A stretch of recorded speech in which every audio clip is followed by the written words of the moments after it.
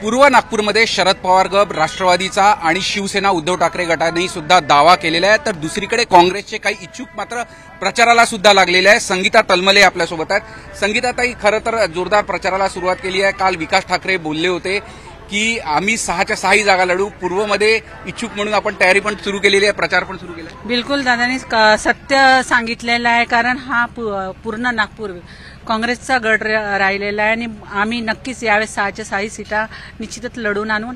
आणि आता 32 दिवस झाले माझी यात्रा सुरू आहे, बदलाव यात्रा पूर्व नागपूरमध्ये, आणि हे बदलावाच्या माध्यमातून मी सगळ्यांच्या समस्या जाणण्याचा प्रयत्न करत आहे। पूर्व नागपुरात खरं तर भाजपाला मोठी लीड होती, त्यानंतरही एवढ्या मोठ्या प्रमाणात काँग्रेसकडून इच्छुक दिसतात आहे। आपण पण इच्छुक आहे?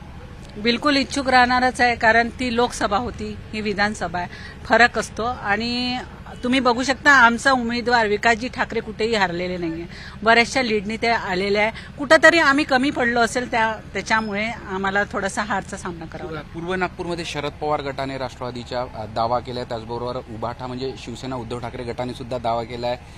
दोन्ही म्हणजे अजूनही महाविकास आघाडी चर्चा सुरू आहे, पण तरी पण आपण धडाक्यात प्रचार सुरू आहे काँग्रेसच्या नेत्यांना। नाही, हा प्रचार आहे, मी तुम्हाला आता सांगितलं, ही बदलाव यात्रा आहे पूर्व नागपूरमध्ये। हे काँग्रेसला मजबूत करायचं माध्यमातून आम्ही बदलाव यात्रा काढल्या, जो तुम्ही बघू शकता पूर्ण देशामध्ये। राहुलजी गांधी यांनी, आमचे नेता राहुलजी गांधी यांनी मोठ्या प्रमाणात यात्रा केली आणि बरेचशा लोकांनी त्यांना सपोर्ट केला, आणि लोकसभामध्ये तुम्हाला त्याची जाणीव झालीच असेल।